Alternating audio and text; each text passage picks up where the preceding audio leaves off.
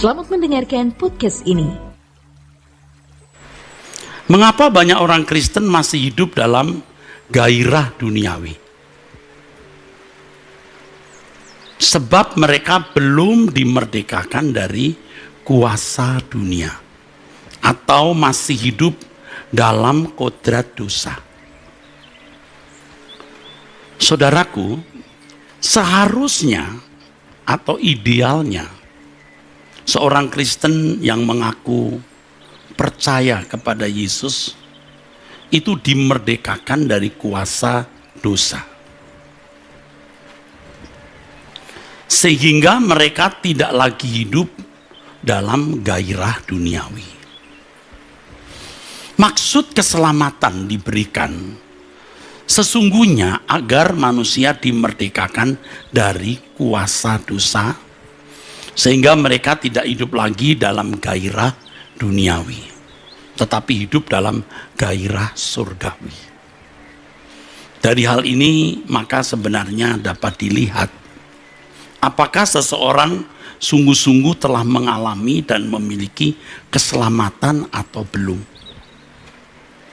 Orang yang masih hidup dalam gairah duniawi adalah orang-orang yang sebenarnya belum diselamatkan secara utuh atau sempurna, saudaraku. Kita harus melihat akibat dosa, saudara, ya. Ada pernik-pernik yang saudara harus tahu, ya. Akibat dosa.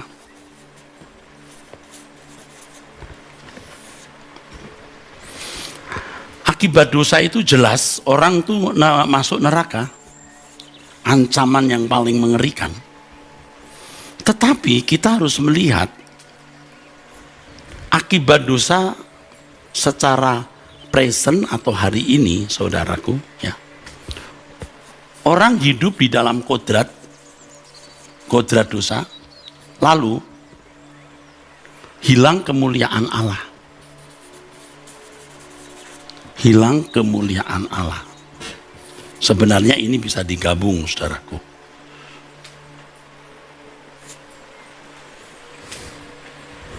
Akibat dosa itu ini, saudara. Neraka, lalu ini. Ini bisa disebut sebagai kuasa dosa. Akibat dosa manusia hidup di bawah kuasa dosa, yaitu mengenakan kodrat dosa dan tidak mampu melakukan kehendak Allah. Artinya tidak mampu sepikiran dan seperasaan dengan Allah.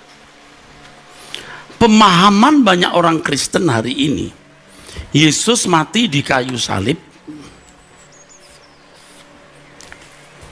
lalu dari salib ini manusia masuk surga, dihilangkan nerakanya, ya. Tapi tidak memperhatikan ini yang tidak bisa hilang secara otomatis. Ya, saudara. Tanpa sadar juga berpikir bahwa ini juga hilang. Faktanya mereka hidup dalam gairah dunia. Nah, kita akan belajar apa sih sebenarnya gairah dunia itu, kita ulangi nanti penjelasannya. Jadi, Bapak Ibu, saudaraku, akibat dosa itu neraka. Dan kuasa dosa, di mana manusia berkodrat dosa, meleset, tidak mampu melakukan apa yang sesuai dengan keinginan Allah, atau tidak mampu memiliki pikiran dan perasaan Allah. Nah, keselamatan dalam Yesus Kristus itu, ya, salib ini, saudaraku, menanggulangi ini kuasa dosa. Maka ada proses pemuritan, pembaharuan, kelahiran baru, pendewasaan, yang mana jika itu berlangsung baru bebas dari neraka. Tetapi kalau seseorang masih hidup dalam kodrat dosa, belum memiliki kemuliaan Allah, artinya tidak berkenan di hadapan Tuhan, ya masuk neraka juga. Sebab tidak ada yang najis dan kotor itu masuk ke dalam kerajaan surga. Ini prinsip yang penting, saudaraku. Ya, kalau mau dibuat ringkas supaya saudara memiliki bantuan visual di dalam pikiran saudara dan saudara akan ingat terus ya. Ya, akibat dosa itu satu, kuasa dosa. Dua, api kekal atau neraka.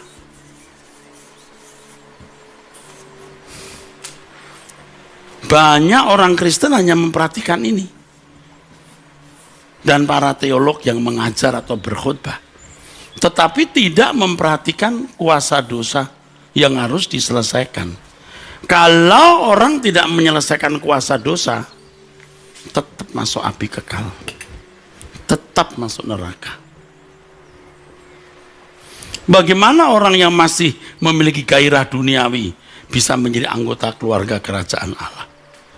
Ya, tolong sadar ya. Tolong sadar.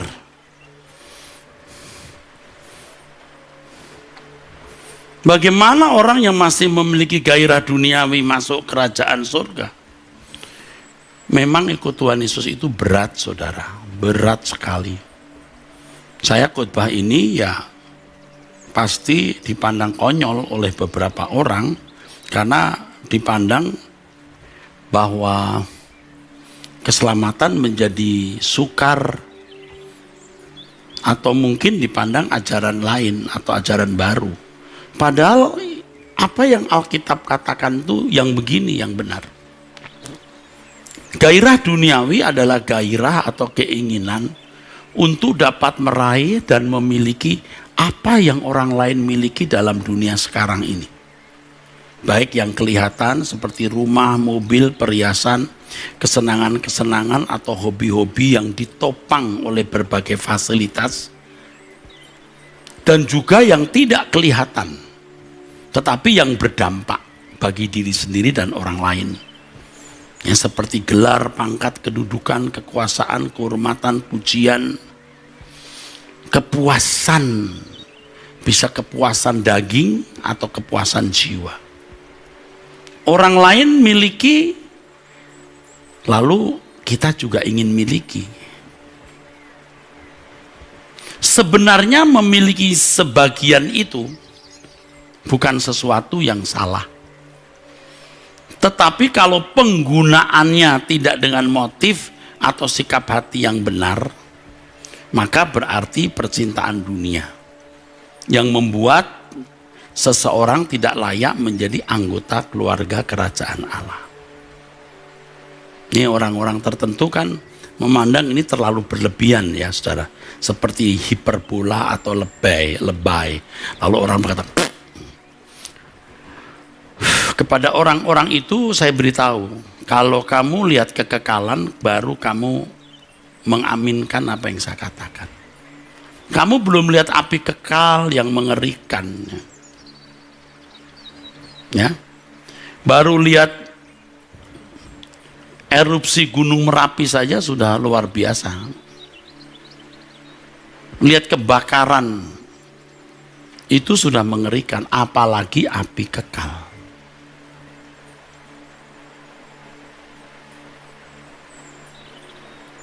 Salah satu pengalaman saya yang baru saya ceritakan secara umum, beberapa hari, 2-3 hari ketika saya di rumah sakit, ada pengalaman yang luar biasa, yang dahsyat. Jadi ada beberapa pengalaman yang satu-satu saya bukakan, tapi tidak semua sekaligus. Dan ini salah satu. Antara tidur, antara tidak tidur, saya melihat dan merasakan dunia ini tiba-tiba gelap. Matahari gelap, bulan tidak ada, bintang tidak ada lampu, gelap.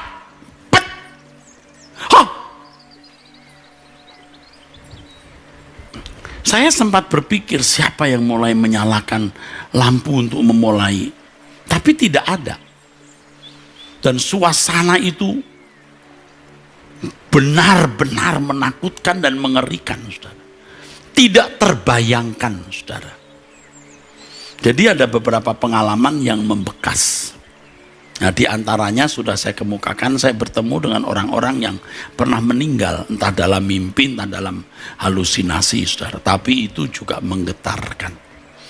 Tapi yang ini lebih menggetarkan, saudara. Nah, saya menghayati kalau orang terpisah dari Allah itu, wow, mengerikan. Mengerikan. Gelap semua. Tidak ada artinya rumah, mobil, perhiasan, kesenangan, pangkat, gelar, kedudukan, kekuasaan, penampilan. Tidak ada artinya. Sama sekali tidak ada artinya. Sebenarnya memiliki semua itu juga bukan sesuatu yang salah. Tapi kalau penggunaannya tidak dengan motif dan sikap hati yang benar, nah itu berarti percintaan dunia, dan ini membuat orang tidak layak menjadi anggota keluarga kerajaan Allah. Nah, pada umumnya manusia hidup dalam kewajaran dunia, yaitu hidup dalam gairah duniawi tadi, saudara. Orang lain punya apa, kita juga ingin punya, ya. Orang lain menikah, mesti menikah. Orang lain pacaran, mesti punya pacar. Apakah itu wajib? Bukan tidak boleh. Mobil ya butuh lah, gimana sih? Rumah ya perlulah. Tapi apa motif kita dan sikap hati kita terhadap benda-benda itu?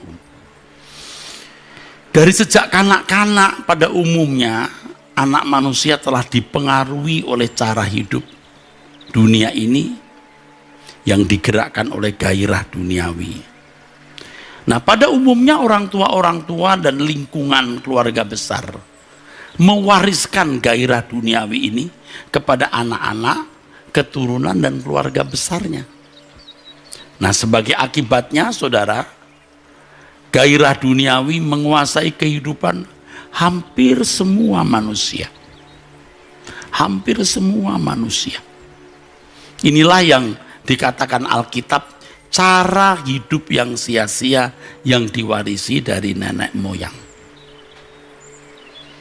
Nah, sejatinya maksud kedatangan Tuhan Yesus ke dunia untuk menebus, mengambil, mengeluarkan umat pilihan dari cara hidup yang sia-sia tersebut. Patro paradoto. Atau melepaskan manusia dari gairah duniawi dengan cara yang menghancurkan kuasa dosa. Ini yang dihancurkan. Kuasa dosa ini yang di dalamnya ada kodrat dosa, di mana manusia tidak bisa hidup sepikiran seperasaan dengan Allah atau belum menemukan kemuliaan Allah. Ini yang harus dihancurkan. Kalau ini bisa dihancurkan dalam hidup pribadi kita, kita terhindar dari api kekal. Nah, kok bisa lo berpikir Yesus mati di kayu salib, akibat dosa selesai semua? Yang selesai mananya? Sebenarnya Yesus mati di kayu salib itu memberikan potensi kita untuk mengalahkan kuasa dosa. Tanpa kematian Yesus di kayu salib tidak ada kuasa yang bisa mengalahkan kuasa dosa. Sebab dengan kematian Yesus di kayu salib, manusia bisa diperdamaikan dengan Allah. Tapi ini belum perdamaian yang ideal.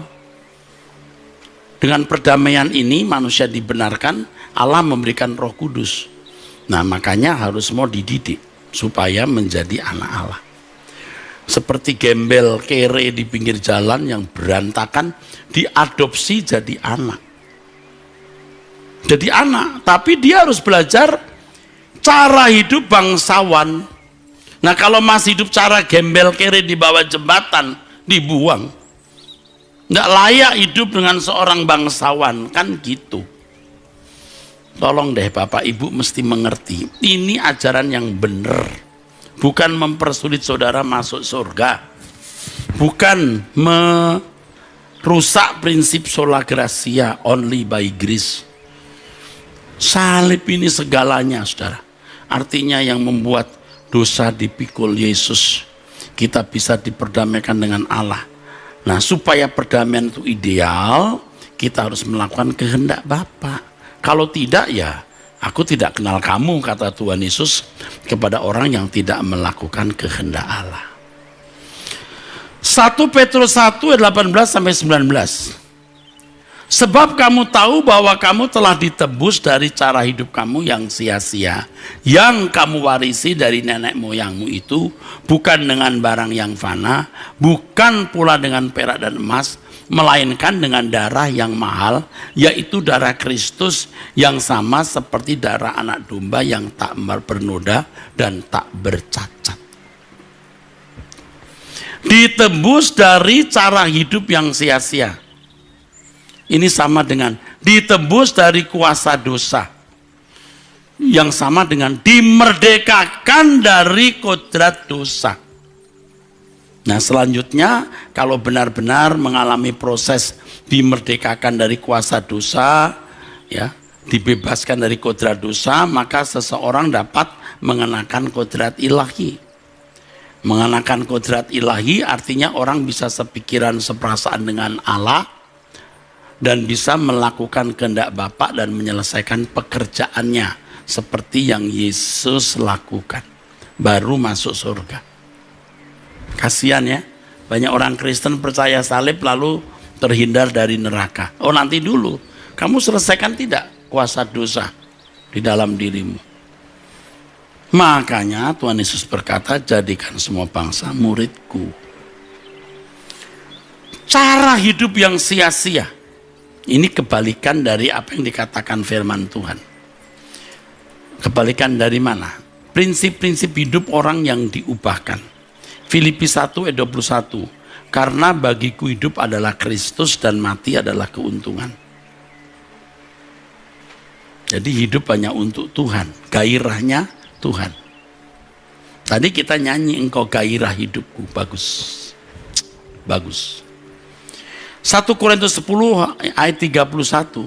Jika engkau makan, jika engkau minum, atau melakukan suatu yang lain, lakukan semua untuk kemuliaan Allah. Ini gairah yang baru. Gairah surgawi ini. Kalau gairah duniawi, keinginan untuk memiliki apa yang orang lain miliki di dunia ini. Tapi kalau gairah surgawi, ya melakukan keinginan Bapa. Dalam 2 Korintus 5 ayat 15, dan Kristus telah mati untuk semua orang, supaya mereka yang hidup tidak lagi hidup untuk dirinya sendiri, tetapi untuk Dia, untuk Tuhan. Yesus yang telah mati dan telah dibangkitkan untuk mereka. Dan banyak ayat Alkitab yang berbicara mengenai hal ini atau seirama dengan hal ini. Nah, tetapi ternyata hari ini kebenaran hidup yang mestinya orang percaya kenakan itu semakin jauh dari realitas kehidupan sebagian besar orang Kristen. Bagiku hidup adalah Kristus dan mati adalah keuntungan. Ayo, siapa yang melakukan hal ini? Baik kau makan atau minum, lakukan semua untuk kemuliaan Allah. Ayo, siapa yang sudah melakukan hal ini?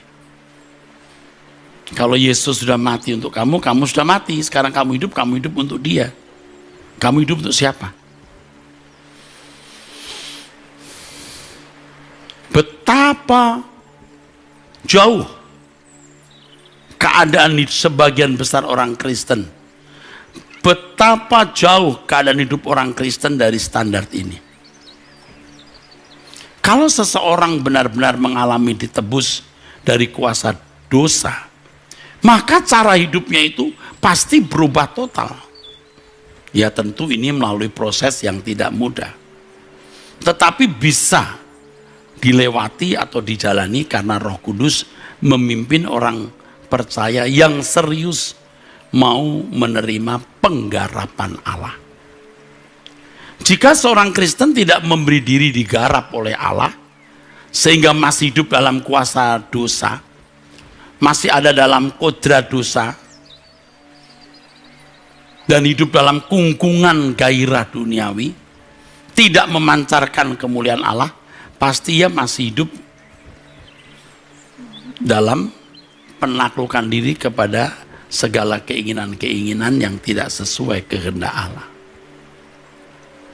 Nah, saudara harus tahu bahwa kuasa dosa inilah yang menggerakkan seseorang menjalani hidup dengan motif atau sikap hati yang tidak sesuai dengan pikiran perasaan Allah.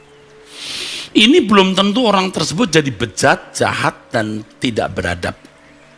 Mungkin orang tersebut kelihatan baik, sosial, memperhatikan orang lain, memberi bantuan kepada orang lain, tetapi itu tetap berangkat dari egonya, bukan karena perasaan Allah yang dialirkan, bukan karena pikiran Allah yang dialirkan, bukan bermaksud memuaskan hati Allah, tapi menyenangkan diri sendiri. Dan itu bisa atau mudah terjadi dalam hidup banyak orang. Orang-orang yang sudah kaya lalu membuat foundation, membuat yayasan, nggak salah, bagus, dan memang menolong orang juga. Tetapi motif dan sikap hati orang ini yang nanti akan dibawa ke pengadilan. Tentu orang yang masih dalam kuasa dosa tidak mungkin memiliki motif dan sikap hati yang benar. Mereka tidak mampu melakukan apa yang Allah inginkan. Tidak mampu, dan kehidupan orang-orang Kristen ini jauh dari keserupaan dengan Yesus. Saya bicara ini sebagai manusia seperti saudara, bahkan saya ini pendeta yang sudah menjalani hidup sebenarnya jauh dari keserupaan dengan Yesus. Makanya saya mengerti kesalahan saya dan saya mau bertobat. Saya takut, saudara, kalau saya mati, saya belum mendapatkan pengakuan berkenan di hadapan Allah. Wah, mengerikan, saudara. Aduh, mengerikan. Makanya selagi masih memiliki kesempatan untuk berubah, kita harus berubah.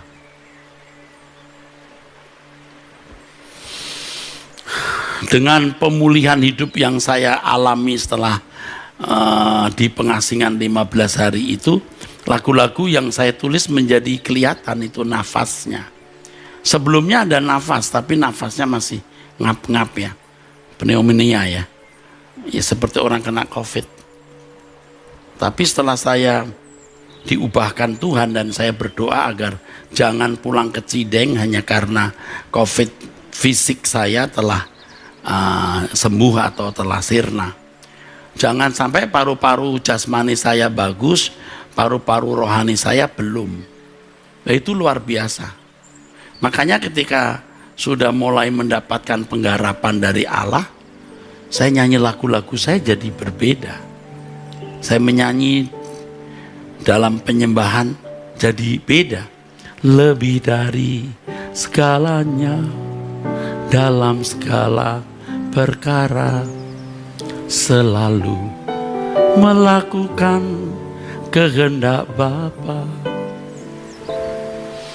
Saudara, kalau kita benar-benar mengalami ditebus dari cara hidup kita yang sia-sia yang kita warisi dari nenek moyang, gaya hidup kita itu pasti berubah total,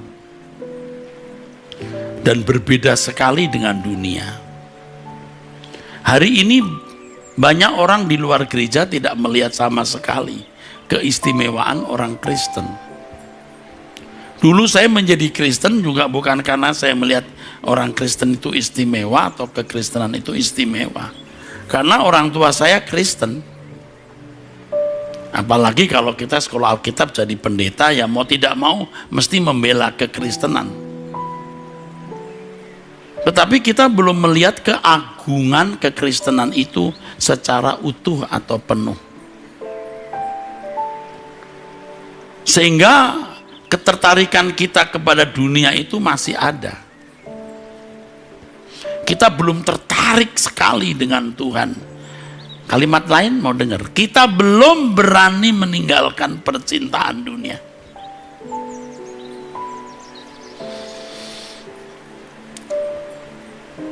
Hidup kita tidak memancarkan keagungan kehidupan Yesus. Berarti kita belum bisa menjadi saksi Yesus. Menjadi saksi itu untuk membuktikan bahwa 2000 tahun yang lalu anak Allah datang ke bumi menebus dosa dunia. Jangan didebatkan secara doktrin. Bodoh kalau kita berdebat dengan orang yang beragama lain, ya, mengenai keilahian Yesus lah, mengenai Tritunggal lah. Tidak mungkin bisa ketemu, karena kita atau orang lain atau siapapun tidak bisa memandang kepercayaan orang lain dari kitabnya. Tidak ketemu. Yang ada itu nanti malah melukai. Kalau mau membuktikan Yesus itu juru selamat, buktikan melalui perilakumu yang agung. Agung. Ini bukti bahwa ada manusia agung yang pernah hidup, yang memikul dosa manusia. Dan keagungan dari manusia itu, anak manusia itu, kita kenakan hari ini. Nah, saya malu kalau melihat gelar kedudukan jabatan saya, pendeta, ketua sinode, ketua STT, doktor atau apa lagi. Tetapi kalau tidak menunjukkan keagungan pribadi Kristus, belum jadi utusan Kristus. Bohong. Kekristenan kita palsu. Pasti kalau kita belum melakukan kehendak Bapa, itu belum memancarkan keagungan pribadi Allah. Dan pasti tidak layak menjadi anggota keluarga kerajaan surga. Nah, ini saudaraku yang saya merasa diberkati dengan 15 hari di pengasingan di rumah sakit itu. Banyak hal yang Tuhan garap. Ya, kalau orang masih dikuasai kodrat dosa, kuasa dosa, ya tidak mungkin memiliki gairah surgawi. Dan kita tidak bisa menampilkan keistimewaan kekristenan itu. Keistimewaannya bukan karena punya doktrin yang berargumentasi kuat bahwa Yesus itu juru selamat berdasarkan argumen-argumen ini. Keagungan itu, keistimewaan itu maksud saya, itu dari perilaku kita, gaya hidup kita yang tidak melukai sesama, lemah lembut, rendah hati, mengalah, tidak membalas kejahatan dengan kejahatan, tidak banyak bicara kalau tidak penting.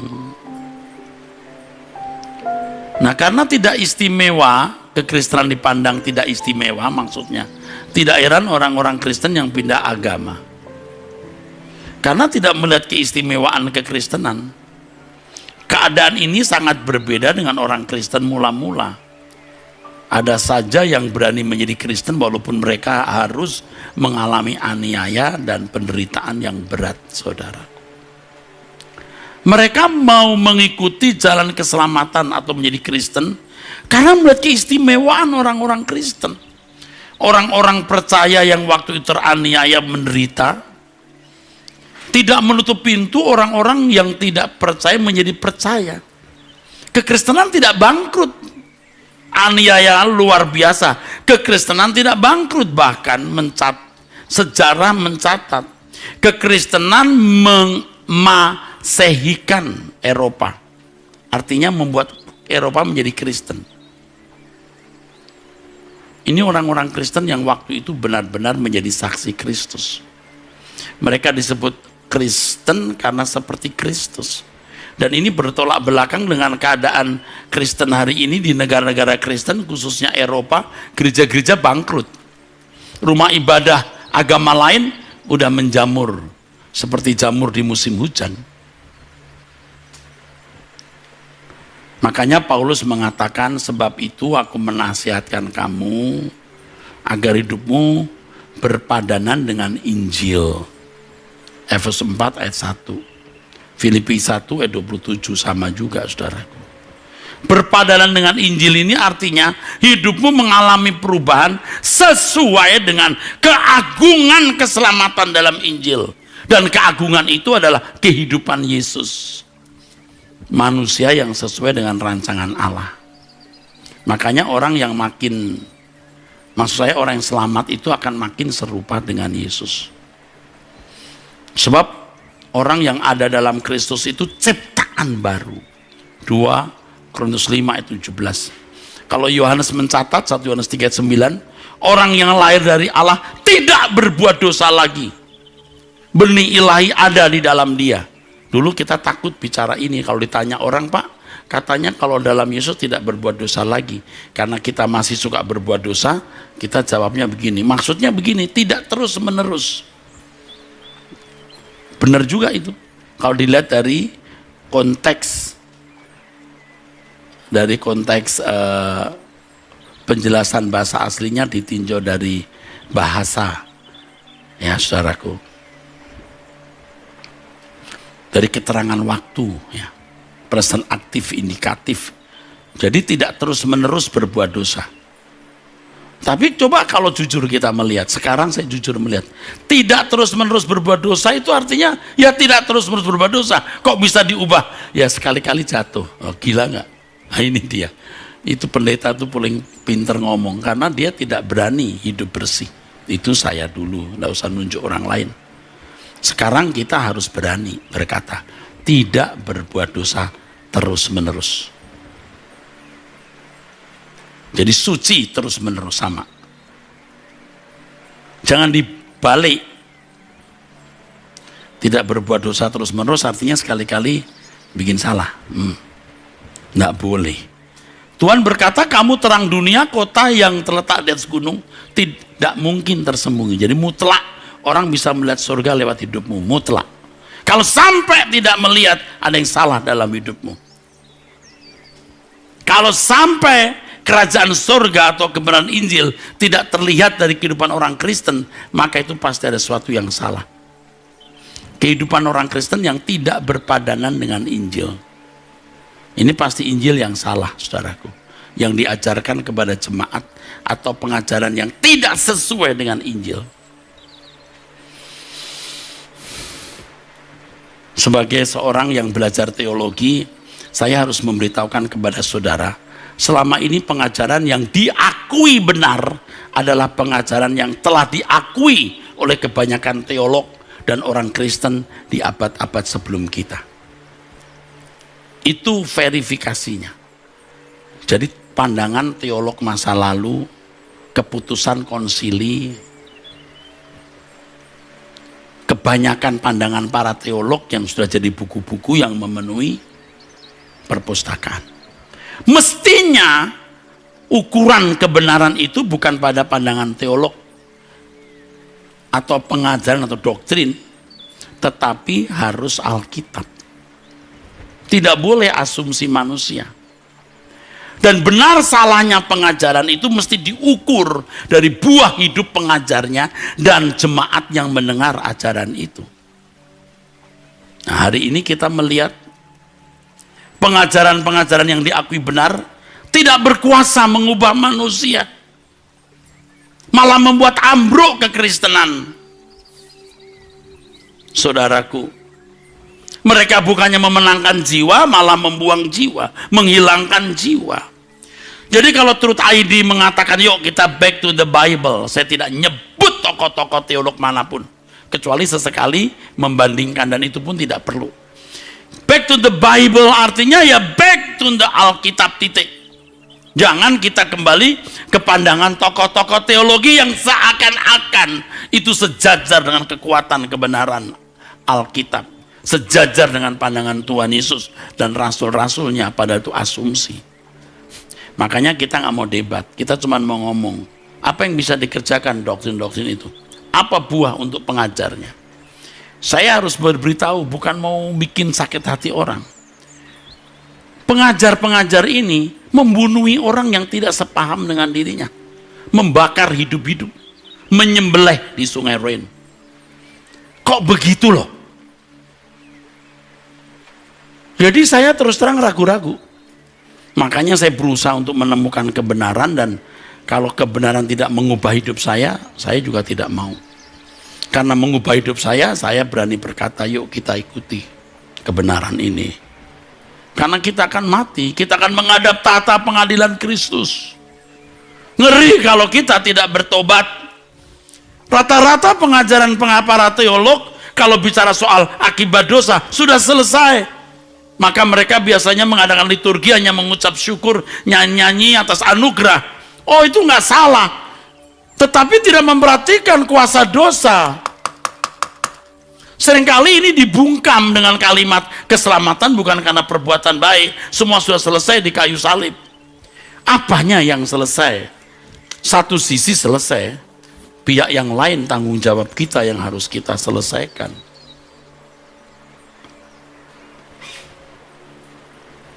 Salah satu yang penting adalah ajaran keselamatan yang benar, yang Injil ajarkan. Amin.